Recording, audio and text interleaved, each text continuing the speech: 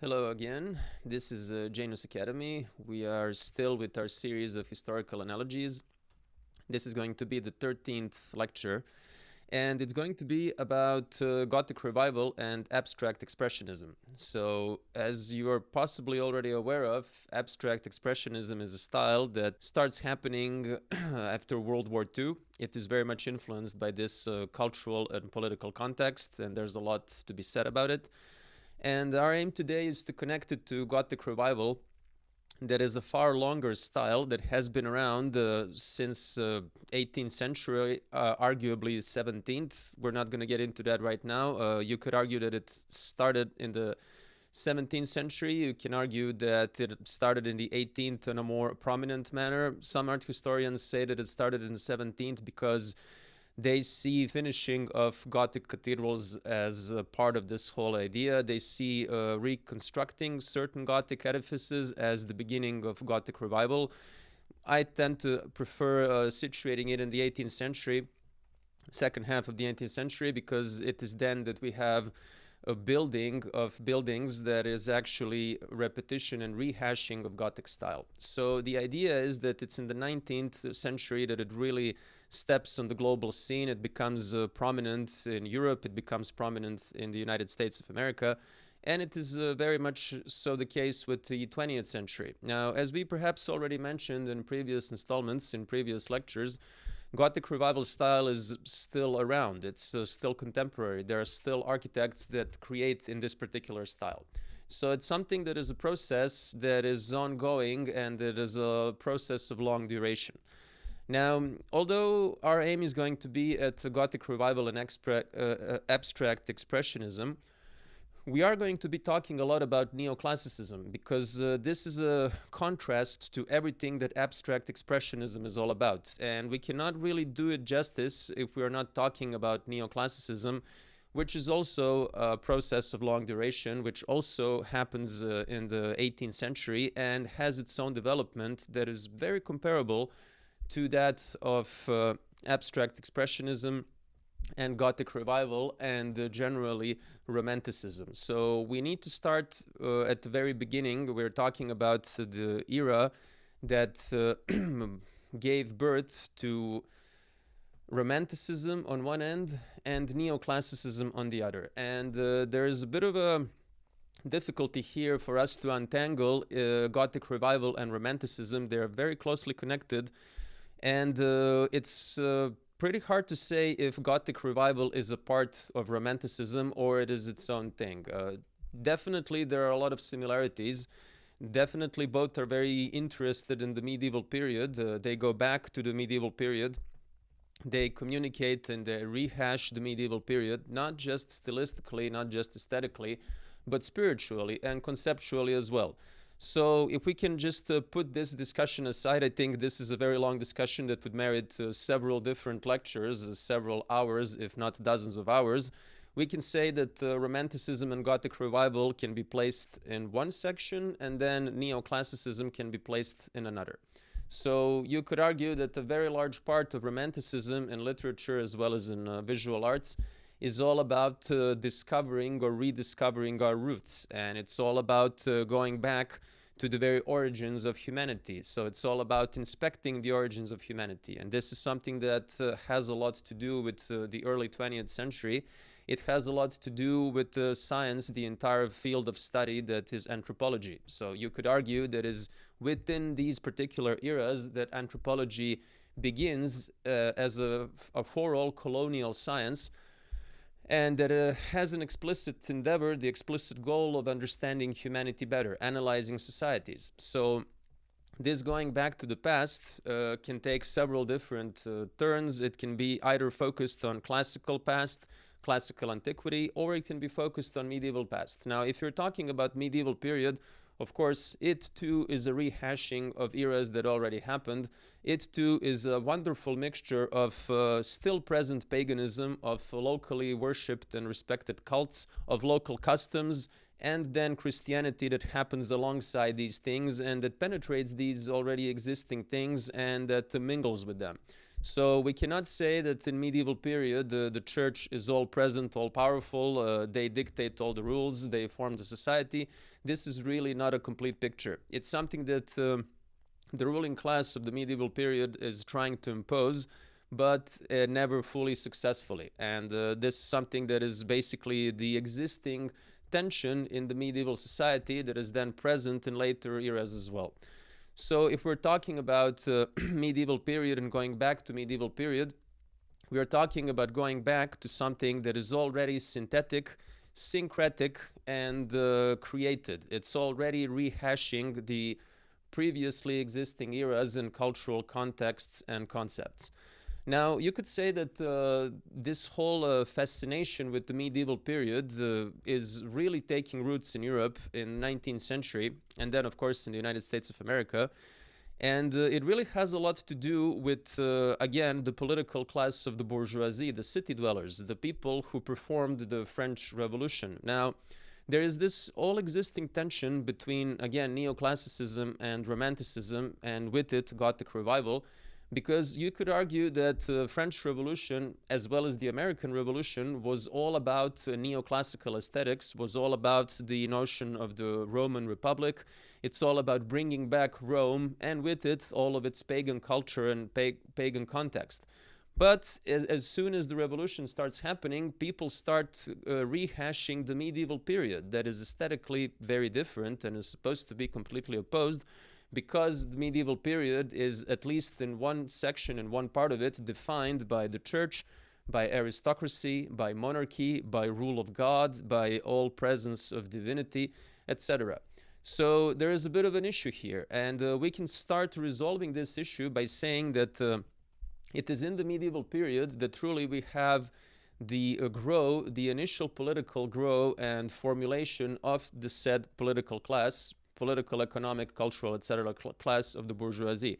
So it's in the medieval period that we start having corporations, otherwise known as guilds, that are the first economic and then political and then cultural formulations of this particular class of society. So you could argue that even though the bourgeoisie performs one or two revolutions, the French Revolution is indeed called the Great French Bourgeois Revolution, and we tend to omit this incredibly important part of the appellation, that it is a bourgeois revolution. It's not just a revolution, it's a very specific type of revolution.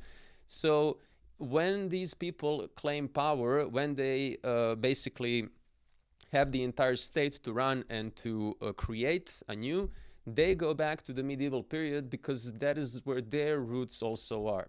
And again, as historians, as art historians, even as philologists, people tend to focus on this official part of the medieval period that has to do with church, with king, with aristocracy, and they often tend to omit equally important part of that history that has to do with bourgeoisie, that has to do with trade, with finance, with city dwellers' activity and professions. And I think that you can only have a fully complete picture of this particular era and its long-lasting legacy and influence if you inspect this part of the story too.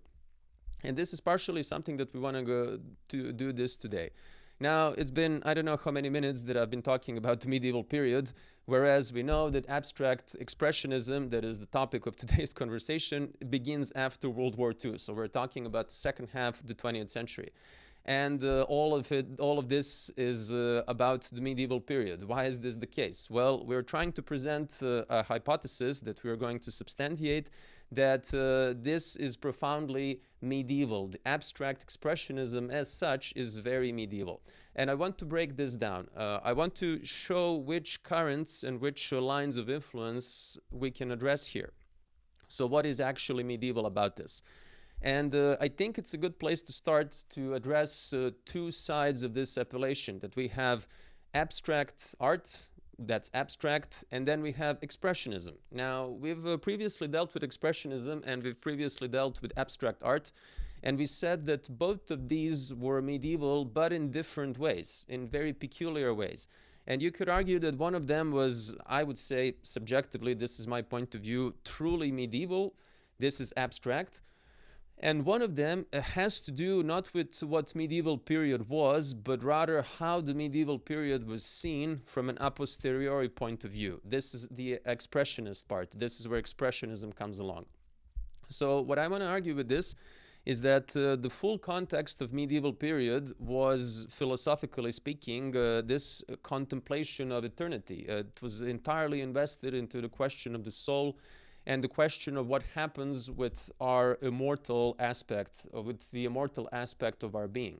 So you could say that medieval philosophy that we tend to regard as mostly influenced by scholasticism has entirely to do with spiritual aspects of the human being, and has entirely to do with the creation of philosophy as such, medieval philosophy. Now, what I mean by this is that it's very much invested in trying to prove that God exists. Now, this is a bit of a tricky thing. If you're trying to prove that God exists, this is something that, fundamentally speaking, if you are to be truly Christian, you're not supposed to do it at all, because you're not supposed to have concrete evidence of existence of God. Because if you have concrete evidence, that means that you know that God exists, and if you know, you cannot believe. So there's a very big difference here between knowledge and belief. Knowledge suppresses belief. It makes it impossible. And the whole idea is that we need to be able to believe. We need to have the freedom to believe. So trying to prove that God exists is, by definition, a futile endeavor that is literally anti-Christian. Now, there is, of course, a way to go around this, and it's the way to say, and this is really important for abstract art, so I'm not losing this out of mind, it's how you prove the existence of God. This is really important. So the whole idea is that you need to prove existence of God using logic alone, using only spiritual capacities and spiritual evidence, meaning that you are going to use philosophy. You are not going to use empirical experiments that you would do in a lab. So you are not going to use material evidence of existence of God, something that would have to do with the domain of hard sciences, because first of all, it's impossible. It shouldn't be possible. Second of all, it completely misses the point. So the idea is that when we're talking about scholasticism and we're talking about the roots of abstract art and just abstract way of thinking, is that you want to create a specific field of inquiry, specific field of research, where you are going to use your mind alone. You're going to use, if you will, your spirit and your intelligence alone. This is going to be the domain that is in the abstract, so that has nothing to do with the material. And it is within this domain that you have to create logic and entire philosophical systems, really, that are self-sustainable. So within this system, you need to prove the existence of God. And this is a bit of a compromise solution, because if you stay in the realm of the abstract, if you stay in the realm of pure logic and pure forms, if you will, then you do not venture into the material realm. You are not trying to suggest the material empirical evidence of existence of God, and therefore you are not disrupting the possibility of belief, the freedom of belief, if you will. This way, you can make basically waterproof proof, this is very poorly worded as usual, of the existence of God without disrupting the very fundaments of Christianity as such. And this is what scholasticism exhausts itself into. If you read, let's say, St. Thomas Aquinas, you can read thousands upon thousands of pages where he creates these truly beautiful logical apparati, I would say, where he proves in his own manner existence of God. Now, this is not just a medieval thing. Kant does this in his own manner, and Kant is seen as the pinnacle of the Enlightenment movement, so very much opposed, or seemingly very much opposed, to the medieval period. So the entire idea that is situating your thought, situating your ambition, situating your entire thinking into the realm of the abstract, something that is separated from the material world. And this is tricky thing to do if you're talking about the realm of art, and we are talking about art here, especially visual arts, because visual arts by definition are material in nature, and they have to do with matter. So you could argue that abstract art that we're talking about does have its roots in this particular point of view, in this particular separation of concept and matter, of thinking that has to do with thinking alone, and something that has to do with the carnal, corporal, material world. So abstract art is entirely, as we already addressed, situated in this particular realm that is divorced from matter. And when we spoke about Kandinsky, we spoke about this mental exercise or mental effort that we need to do to disassociate our recognition process, that we need to train ourselves, or rather to unlearn everything we know on a biological fundamental level, that we are basically not only trained and conditioned, but literally evolutionary shaped into recognition machines. So we need to fully deconstruct the way we see the world so as to be able to fully appreciate abstract art as such. Now, this ambition is in itself very, very medieval, because the whole idea of medieval period is that you want to infuse your entire body with spirit. You want spirit to permeate your body to the point that is completely changed, basically down to the very smallest level, to the very fundamental level of your humanity. So you want your body to become perfect through spirit.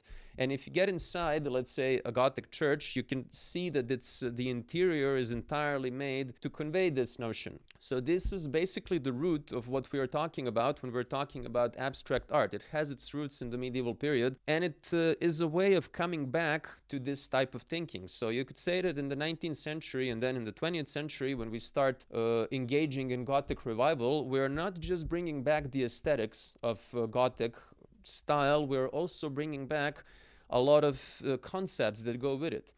And I've engaged in a lot of research. I've written a considerable number of scientific articles on this very topic. You could argue that my doctoral thesis was primarily on this topic, is that when you borrow a certain aesthetic, when you borrow certain visuals, there's always a certain ideology that goes with it. Now, you don't have to be aware of this. You don't have to acknowledge this as an artist or as an entire group, or it doesn't really matter. If you use certain aesthetics, that aesthetics is always permeated with certain ideology, and it always drives this certain ideology, even when you don't think that it does, or especially when you don't think that it does. So what is happening here is rather the same thing if we're talking about abstract expressionism, because again, we're talking about art that happens in the second half of the 20th century. So this is the abstract part. This is something that has to do with medieval period, I would say, as it truly was, at least in the West, with this ambition to go beyond the material realm, to this actually incredibly ambitious endeavor, the incredibly ambitious attempt to overcome the material realm, to transcend the material realm, and to situate your thinking process and then your art as well into the realm of the eternal, which is much, much more ambitious than anything that comes after it. But not to get into that now. So this is the part that has to do with abstract. Now we get to the part that has to do with expressionism. So expressionism, I would say, comes out of romanticism, and we had an entire lecture dedicated to this. So it has to do with how we see the medieval period. So I want to go back to Victor Hugo, and I want to address really quickly, not to repeat that whole thing, that Victor Hugo admired the medieval period for all the wrong reasons. He admired grotesque, he admired the ugly, he was very invested in these exciting, terrible, scary, frightening affairs, which is how he saw Gothic art. The whole character of Quasimodo in his famous novel Notre Dame de Paris, that was translated to English as Hunchback of Notre Dame, the whole character of Quasimodo is basically a stand-in for the cathedral itself. This is how Victor Hugo saw Gothic style. He saw it as this large, incredibly deformed, incredibly ugly character that was truly hideous, but kind of spectacular at the same time. And nothing could be further from the truth if you're talking about the ambition of people who actually created the Gothic style. So the very appellation of Gothic style, Gothic, tells us about how barbarian it is and how ugly it is, because this is what Goths are in this particular point of view. So we could say that it was through this admiration of everything that is ugly, through admiration of everything that is hideous and monstrous, that we got the admiration of Gothic art that was very, very present in the era of Romanticism. And then out of this era, out of this appreciation of ugliness, of monstrosity, of things that are out of order, visually speaking, the whole idea of aestheticism of ugliness came out, and then the whole idea of expressionism came out. This whole thing that had to do with a very Cartesian, I would say, worldview, where we see emotions and we see this layer of humanity as ugly too. So if we want to express our emotions, if we want to express something that is in this particular realm of human existence, we are going to go for ugly, monstrous, unbecoming, and so on. So you could say that this is something that has nothing to do with the medieval period. It has nothing to do with their ambition and how they saw the art they created, how they saw their architecture. It has everything to do with how we saw this period a posteriori, and not even in its entirety. For example, today we tend to agree that Gothic cathedrals are majestic, and in a non-ironic manner. We see them as truly beautiful. I mean, I personally see them as truly beautiful, most of them. And I see no irony in this. I don't have this hipster attitude, oh, it's so bad it's good.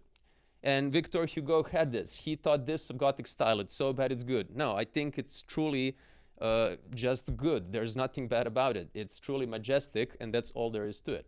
So you could say that Expressionism in its entirety has to do with this idea that we want to go for the ugly, we want to go for unbecoming, we want to go with something that is emotional. And emotions, again, in this particular worldview, are ugly by design.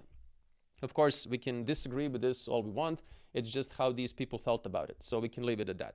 Now, when we bring these two things together, abstract expressionism, we get to a very specific combination where we have this idea that abstract art is to be non-representative, non-figurative, and non-formal or aformal. And art is also to be about expression, really. It's about emotions, it's about states of mind, and it's about artists expressing themselves to the fullest extent. So much so, in fact, that their expression overcomes and transcends form as such. It transcends matter. Again, this is a very medieval idea that you have feelings that are so powerful, so over entirely consuming that you cannot express them using certain forms. Because again, if you want to be a formal artist, if you want to represent things such as, let's say, the human body or the animal body or buildings or pretty much anything, you have to invest a certain amount of skill. And you have to invest a certain amount of training. You just have to learn human anatomy, if you will. You have to learn how the human body exists in space, how it interacts with light, how it reacts to different colors. You have to learn all these technical things that people are taught at academies of fine arts to this day. And this, again, according to artists that partake in abstract expressionist style, is completely contrary to what art is supposed to be all about. Because these people think that art is all about expression. You have to express yourself. And you have to express your individuality. More particularly, not just your individuality, but in a more precise and better defined manner, you have to express the very creative process as such, and what it means and what it does. And if you truly want to endeavor in a creative process, if you truly want to achieve creativity as it is defined, you cannot basically waste your time with drawing and learning how to draw and analyzing light and analyzing anatomy and analyzing space and all these technical things. So it's this attitude that goes very much against the whole neoclassical and then classical and then Renaissance way of looking at things, is that art is all about skill. No, not just that art is not all about the skill, arguably it is entirely against it. If skill is present, art is not present. Now this is all a bit harsh, of course, but it's also true. So it's this idea that if you want to spend or waste your time trying to draw something that is representative, something that is formal, you're engaging in skill, you're engaging in techne, but you are not engaging in poiesis, so it has nothing to do with creation. Creation, arguably, is wild, untempered, it's painful, it's stressing, it's frustrating, and it has to do with our emotions. It has to do with the nether regions of our being, of our souls rather. And it really goes back to this whole idea of Kant and Hamann. It has to do with reason on one end and the soul and the subconsciousness and all of these things on the other. Now, I want to bring this back. We need to understand the opposite of abstract expressionism. We need to understand what is its greatest enemy. So a lot of people or artistic formations, stylistic formations, they define themselves through their enemies. So you cannot truly understand yourself unless you have a nemesis or an arch nemesis. And you basically define yourself as opposition to that straw person or to that entire existing entity. So when we're talking about abstract expressionism, truly it is anti-neoclassicism. So it's basically created so as to be opposed to neoclassicism. Its very purpose is to be opposed and to negate and to deny artistic merit and value of neoclassicism, and broadly speaking, everything that comes out of neoclassicism. So we had whole story of, we had a lecture of neoclassicism and analytical cubism. We had a representation, you can go and look at it, where we connected people like Ingres and Picasso, and where we looked at Picasso and the entire cubist setting, not just Picasso, but also other people like Braque, Gries, etc. We looked at them as very formal artists. So you could say that these artists were engaged in deformation, they were engaged in experimentation, but fundamentally they were always situated in formal art. Fundamentally they were always representative.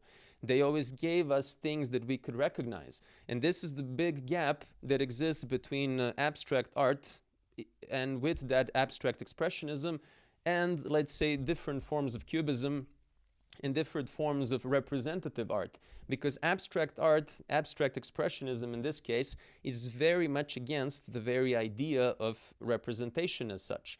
Now, you may have seen a film that was simply called Pollock, I think, starring Ed Harris. And the beginning of that film gives us a very clear insight into what we're talking about here. The very first phrase, I think, in that film is ushered by Ed Harris playing Pollock, where he says something about Picasso. Now, I'm not going to fully quote him, not to get this video not really banned, but, you know, flagged by YouTube. He uses a very explicit curse word. But yeah, that's the whole idea. Basically, the film begins by Pollock cursing Picasso and saying, you know, this guy's clueless. This is not what he's doing. Everything that he's doing, it makes no sense. Yeah, this guy is, yeah, not something that we are interested in as artists. And it makes a lot of sense to see it this way. It makes a lot of sense to see what Pollock was doing was completely opposed to what Picasso was doing. Because again, Picasso lived a very long life. He painted thousands of paintings and photographies and lithographies and many other things. Fundamentally, though, everything he's done was always formal and was representative and was always an experiment with form. It was an experiment with already existing things. And what Pollock wants to do, he wants to paint things that are not representative. He does have a short period at the very beginning of his career that is to a certain extent representative, but once he matures as an artist, he completely disassociates himself with all of these things. So everything that he does is the expression of his creativity and his creative process. Now, if we want to properly understand this, we need to mention aesthetics of Benedetto Croce, who argued that the whole idea of art really is conveying the creative process. So Croce argues that when we are engaged in consuming art, in consummation of art, when we are spectators of, let's say, a painting or a statue, when we are reading a book, it doesn't matter, we are spectating a ballet or a theater play, what we're actually doing as the audience, as recipients of art, is that we are recreating the process of creation. So we are, ideally speaking, undergoing the same mental state, the same drama or dilemma or pleasure or agony, if you will, that artist had. So we have this whole idea of sharing artistic mind, of sharing an artistic soul, and indeed his entire being as they were creating. Now, this is one of the aesthetic theories. You can agree with it or not. He gives a rather elaborate explanation of why he thinks this is the case. But it's an interesting view of things. It's basically an interesting thing that he's trying to say, that we are reviving the artist in doing this. So artist, in this particular manner, is seen basically like a spiritual force, like a daimon of the sort, that possesses our body, and we become that person, again, to a certain extent. It is never fully, completely done. We become that person, we share their drama, we share their state of being for a limited amount of time. And Croce argues that the more this happens, the better that art is. The more we are able to understand, not cognitively, but rather sensually, again, aesthetically, the better the artwork is. So this is the way of measuring quality and truly the artistic nature of a certain work of art. Pollock is very much in this line. So his whole idea is that when he creates, he undergoes this tremendous strain. So his entire body, his entire presence is very much in agony, and he's trying to achieve whatever he's trying to achieve. So he's throwing paint at the canvas, he is dripping, he is fighting with the empty canvas, he's fighting with colors. It's a very dramatic affair. And according to him, what truly matters is the act of creation. So while he is going through this immense drama, he is creating, and whoever is present to witness this, whoever can share with this moment, is truly sharing his art in the best possible manner. Whatever happens with the work of art after, whatever happens with the painting, is far less important, because the painting is just an artifact, it's just a trace of this struggle that once happened. And it's this idea that it's the struggle that matters. It's this strain of your soul, really, that is art, that is artistic. So to him, spending hours or days or months or years or even decades, as is the case with Picasso, training your drawing and trying to perfect your drawing, it makes no sense whatsoever. It's entirely foreign to the very purpose of art, to the very goal of art, which is to express yourself through struggle with abstract objects. So again, we have this with abstract notions, rather, sorry. So we have this whole idea that, again, is very Hegelian and is very romantic, that art is all about the struggle, it's all about the fight, in this particular case, with whatever artist is trying to express, and the physical materials that he uses. He uses canvas, he uses the paint, and sometimes the brush as well. So it's this struggle between spirit and matter, if you will. And this is why we see it as so medieval, because all of the medieval period is about this struggle between spirit and matter. So it is a very interesting thing to address, because we were talking about branches of neoclassicism on one end, represented by Picasso, and branches of Gothic Revival and generally Gothic medieval spirit represented by Pollock on the other. So it's interesting to give this a broader context and to see the particular political atmosphere, geopolitical, if you will, of this particular period, because it is all important.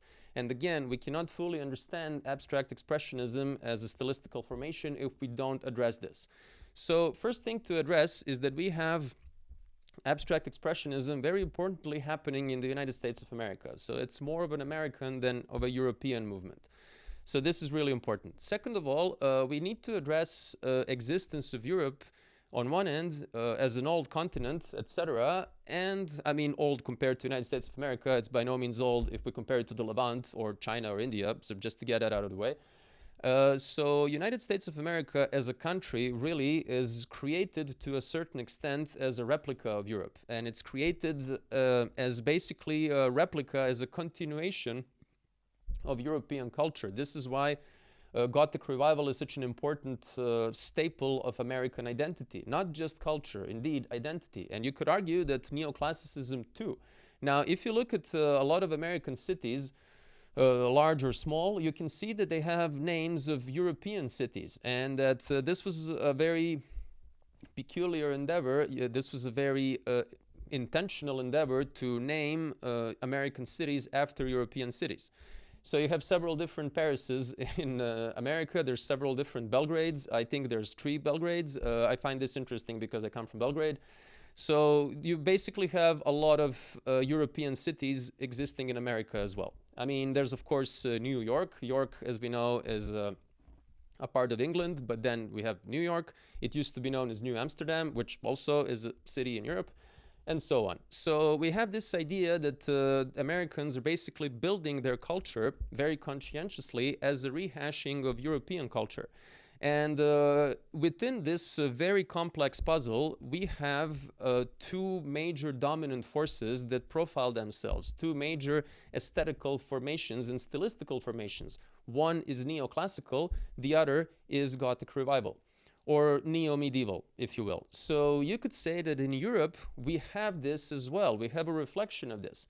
So I would argue, for example, that Paris is a very neoclassical city. Now, this is kind of funny because the Gothic style came from the suburb of Paris. So this is truly the greatest invention the French have ever made, is the Gothic style.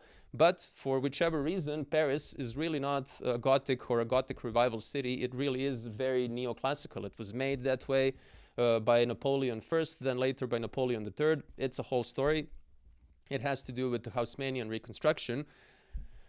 And it has to do with this whole idea that Paris is a copy of Rome. When I do guided tours of the city, I talk about this at great length. We have copies of many Roman monuments here. So Paris is a very neoclassical city. London, on the other end, is a very Gothic Revival city. So when you go to London, first thing you see is that a lot of it, and I mean a lot of it, was built in the second half of the 19th century, and a lot of it was built in Gothic Revival style. Now, of course, London was bombed quite heavily in World War II. I think something around 40% of the city was demolished, and so whatever was built after that was built in different styles. So we have a lot of modern and contemporary architecture there. We have a lot of brutalism, which is quite curious. But you could argue that the very heart, the very core of London is medieval, that is Gothic Revival, neo-medieval. So we have this dynamics between these 2 cities, as Dickens described in his Tale of Two Cities. And we have the same thing happening in the US. So you could say that New York, again, I think we addressed this before, is very Gothic Revival in its nature. It was nicknamed Gotham, amongst other things, for this reason. Whereas Washington is very neoclassical. And you could say that Washington carries the same ambition as Paris does. It's to be the new Rome, to be the new center of the world, the new capital of the empire. So it was its architecture and its urban planning was done by a French person, which further connects Paris and Washington, D.C. And it really is done in the style of neoclassicism. I personally absolutely love American neoclassicism, not to get into the ideological background of all of this. That's one thing, but aesthetically speaking, I think this is the very pinnacle of neoclassical style. The train station in Washington, D.C., National Mall, the Smithsonian Complex, I mean, these are all truly amazing buildings. But the point is this: we have New York and Washington, D.C. basically mimicking the relationship that exists between London and Paris. So New York is all about Gothic Revival, which stands for wealth, which stands for money, capital, etc. And Washington, D.C. is the center of the empire. It stands for administration, for military, and all of those things. So you have the same thing present in Paris. And then in London. London is all about Gothic Revival, and the heart of London is the city of London, which is its financial district.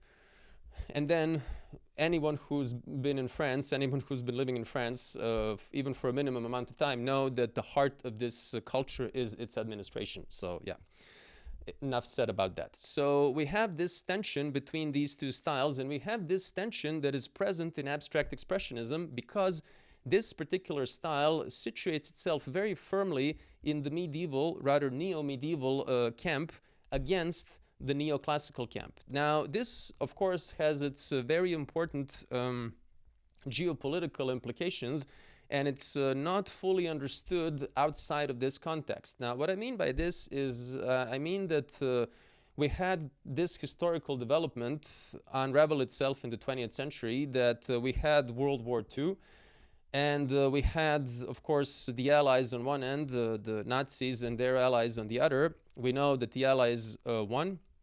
So you could say that America, United States of America, was seen as the victor of this war. Now, why do I say this? If you look at World War II, you're looking at the fact that the majority of all battles, the majority of people that got killed, took place in the Soviet Union. So Soviet Union really took dramatic casualties and was far more involved in this war than the Western Front ever was. If you want to Google this yourself, you're welcome to. Just look at the amount of people that lost their lives in World War II and where they came from. So how many Soviets died, how many Britons died, and how many Americans died. And this will tell you everything about who partook in war to which extent.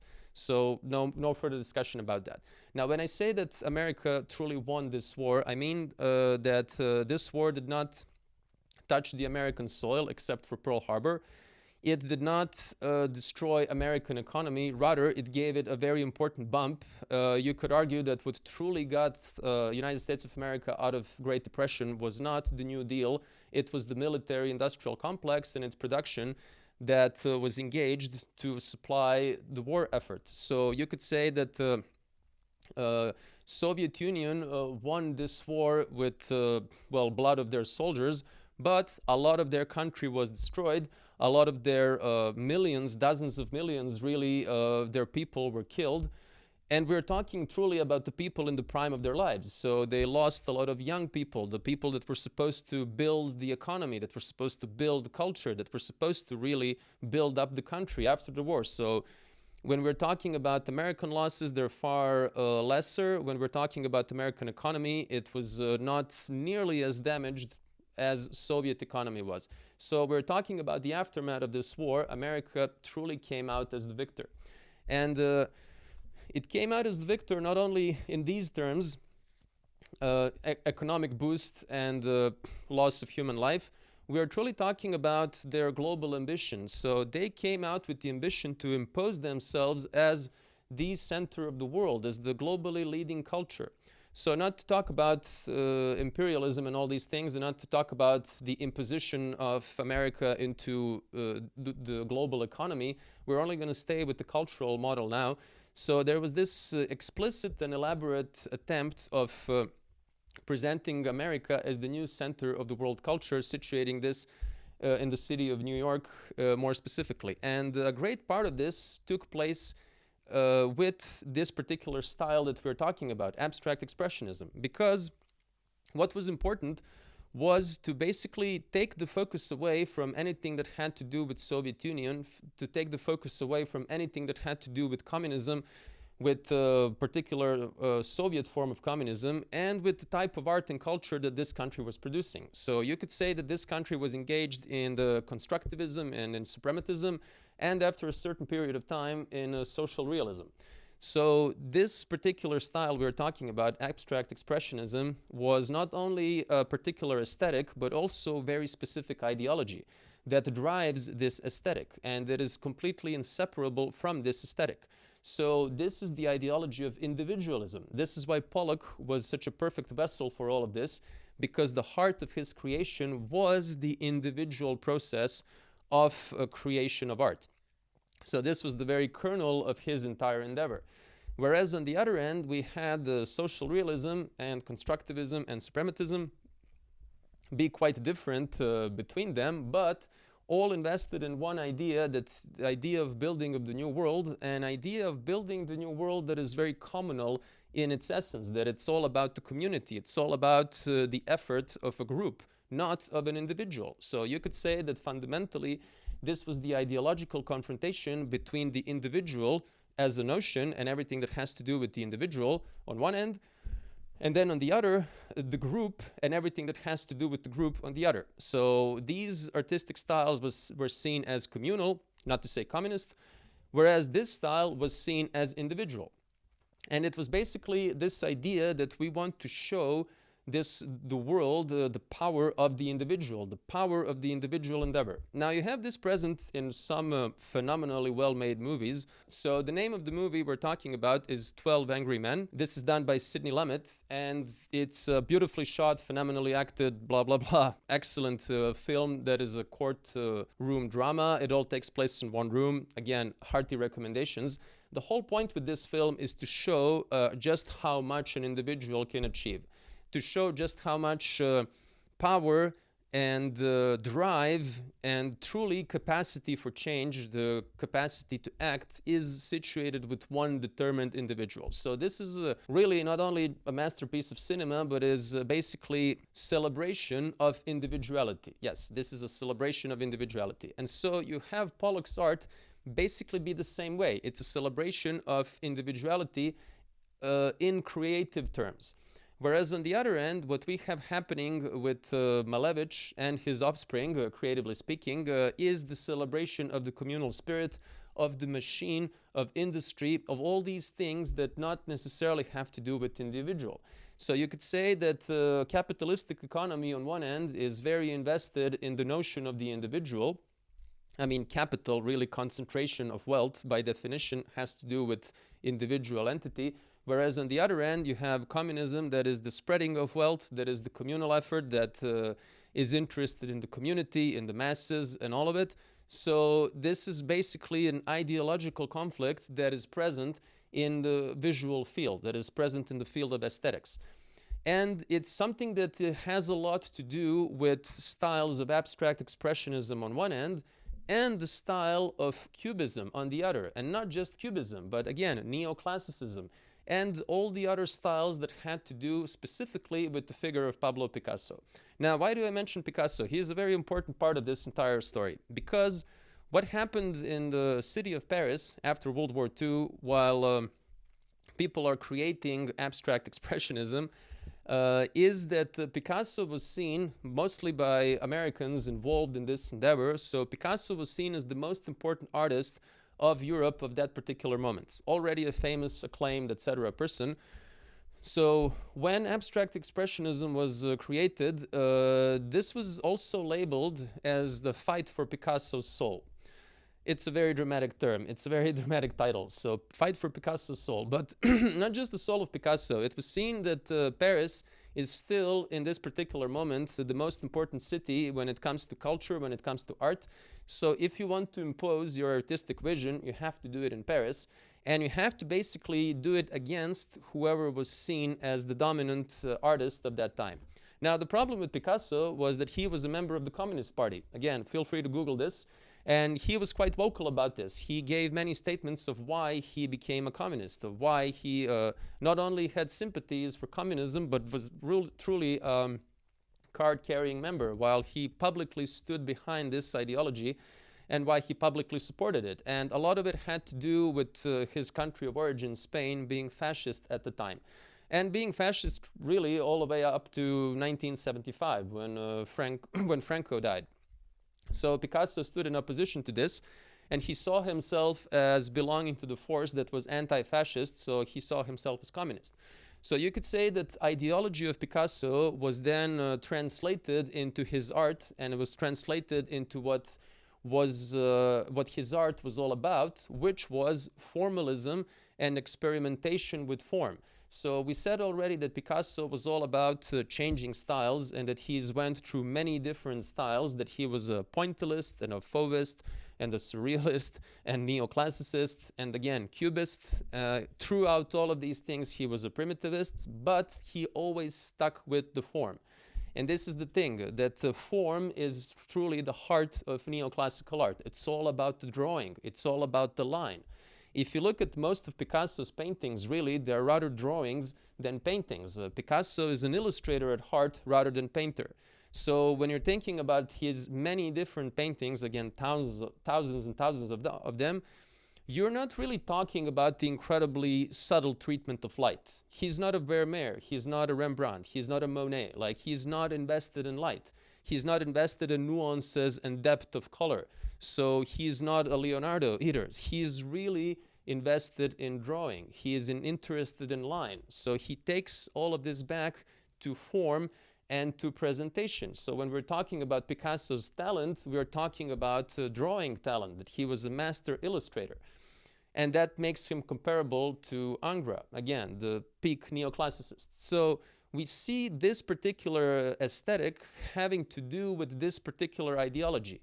And we basically pit abstract expressionism, that is all about individuality, that is all about individual act of creation, individual endeavor, individual effort, we pit this against whatever Picasso was representing at that particular time. And so we have a formal art that Pollock vehicles and represents, ideologically opposed to whatever kind of art Picasso represents. And we have these two clashing concepts that cannot be fully understood one without the other, which is basically the art of drawing on Picasso's end and the art without drawing. And not just without drawing, but explicitly against the idea of drawing. So you could say that Picasso was very interested in deformations, and all of his art really more or less is about deformation. And to truly deform something, you have to act with matter. You have to play with matter. So it's basically like having clay. So you can play with clay, you can form it in different, shapes, and you can make anything you want out of it. So, the very term deform has to do with form. And this is what Picasso was doing through his biomorphic phases as well. So Pollock wants nothing to do with any of that. He doesn't want to form or deform. He wants to purely express what has to do with his emotions, what has to do with expressionism that grows out of romanticism, and he wants to do it in an abstract manner that has to do with Gothic Revival, that has to do with this whole idea that we are escaping from the material world as such, that we are situating our effort into the world of abstract notions, and that we are divorcing ourselves from matter. So you could argue that seeing how this was seen as the visual formulation of capitalistic ideology and of capitalistic part of the world, it can truly be connected with yet another medieval notion, and that's the very idea of capital, and that's the very idea of money, because capital, by its definition, by its essence, is abstract. It comes out of abstract notion of value that you extract from the material world. So how does this work? Well, let's say you have a forest, and the forest grows and does whatever forests do. So if you want to turn a profit out of forest, you come and you cut the tree down, you turn the tree into, let's say, a chair, and then you sell that chair, and then you're left with the profit, which whatever you made from selling that chair. So you could say that you invested a certain amount of money into cutting down the tree, into cutting it up, polishing the wood, selling the chair, and whatever is the profit you made after that is the cost of your effort taken out of the total amount of money that you've made. So you could say that you've taken a tree, you've destroyed this tree materially, the tree doesn't exist anymore, it has been transformed into wood that has been transformed into a chair, and you have extracted the soul of that tree, which is profit. So then that chair gets used, and after a while it's broken, it's thrown away, it becomes garbage, it becomes trash, it goes back to base matter. So what we have left after this process is profit, whatever money you made out of this whole operation, and the physical remnants, the relic of this whole endeavor, we have garbage. And you can say that this too becomes a very important part of post-World War II world. We have an entire line of artists that are dealing with garbage, that are shaping statues out of garbage, and that are presenting art, really, that is made of garbage and is garbage. So we'll talk about this separately because it merits separate analysis. But the whole idea is that you've abstracted whatever was present in this tree when you cut it down, when you made a chair out of it, you took value. And value truly is an abstract thing, and it doesn't exist upon itself. It only exists if we agree as a community that a certain chair is worth a certain something. So you could argue that chairs have different values in different contexts. So you could argue that a liter of water is incredibly valuable if you find yourself in the desert, and is not all that valuable if you find yourself floating in the river, surrounded by water. So you could say that whatever this liter of water or a quarter of water is worth really depends on the context and really depends on your current utility for water at that given moment. And it's the same thing with trees and with chairs. So you could say that this whole notion of profit is profoundly abstract, and it's nowhere more clear than nowadays, and in this particular context, when a lot of money is digital, when I think something like 3% of all of dollars are actually printed money, or perhaps it's even less than 3%, and the entirety of the rest, 97%, are in the digital realm. So it's basically ones and zeros. It's electrical current and nothing more than that. So we have this whole idea that money is abstract by its definition. Not to talk about this, it's a very long topic. And that value is abstract, that capital is abstract. And we have this whole idea that then the best possible formulation, the best possible culture that grows out of this entire context is also abstract. And that this particular context, this worldview, is best represented by abstract art.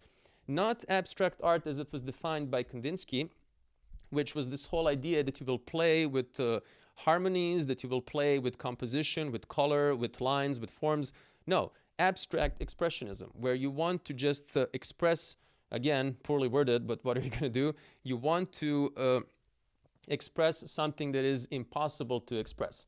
So in this particular regard, it has to do also with Wittgenstein and his whole theory on language and what are the limits of possibility to convey a message, what are the limits of expression. So Pollock, for example, but also in his own manner Rothko and many other are really invested in this type of expression of something that is very difficult or impossible to express to begin with.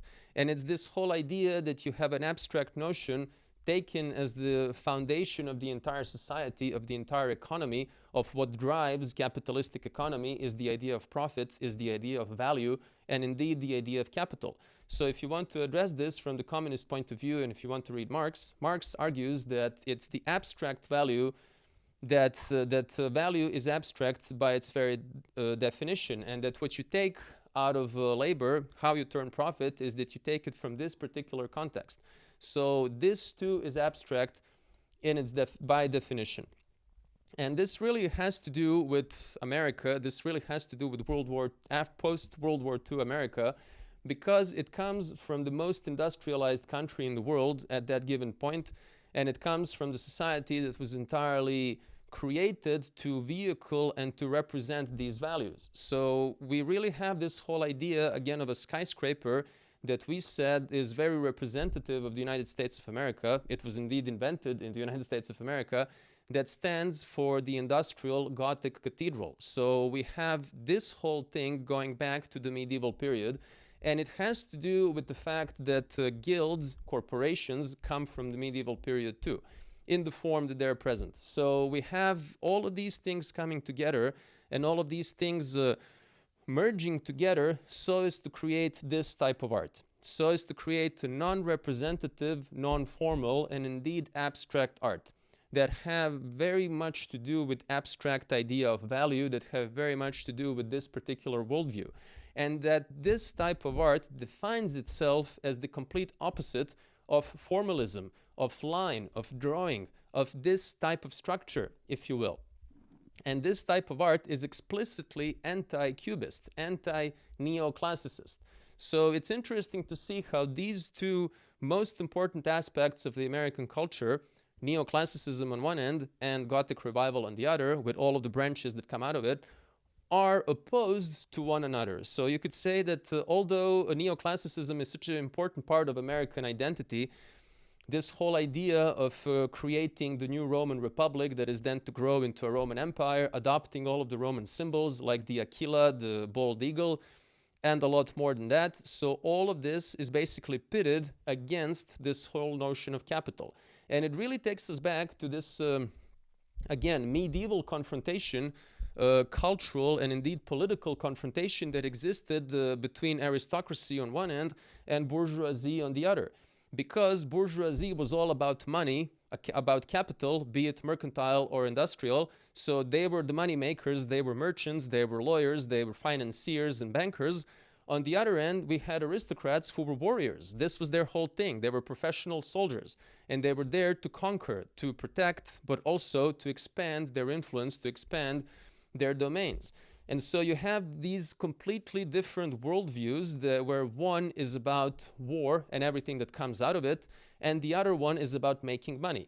So again, you can translate this confrontation between bourgeoisie and aristocracy to the difference between the cities of London and Paris, and to the cities between New York and Washington, D.C., and then again to these different aesthetics that define themselves one against the other: abstract expressionism and analytical, or generally speaking, cubism.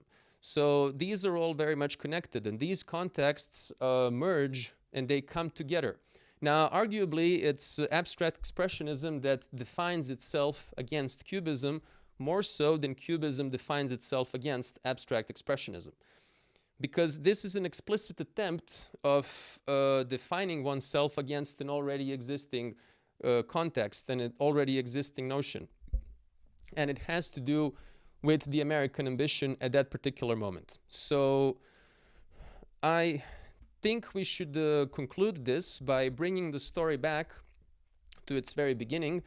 I want to bring the story back to the Orsay Museum. So when you enter the Orsay Museum, you mostly begin your visit right behind the Statue of Liberty, the very famous monument in Ellis Island in New York. There's a copy of it, or rather a small version of it, in the Orsay Museum. So right behind this Statue of Liberty, you have a room that's dedicated to academism, which is a branch of neoclassicism. So once you enter that room, you will see an Ingres painting on one end, and you will see a Delacroix painting on the other. Now, I don't know when you will watch this video, they may change this. Orsay Museum changes the